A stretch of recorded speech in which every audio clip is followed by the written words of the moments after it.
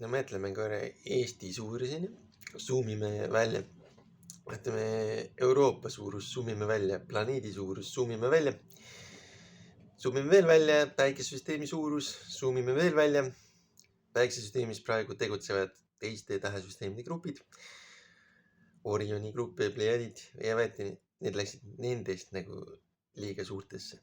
Ehk siis need sattusid nagu, tulid ühest Orionist ja läksid mingi tundmatute Plejadidega põhimõtteliselt rääkima.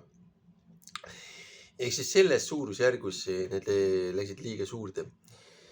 Ehk siis võime kujutleda, et mingi laps on ju sadamakail umbes 2-aastane ja lapse vanem on kuskil, kes saab ta kätte küll, et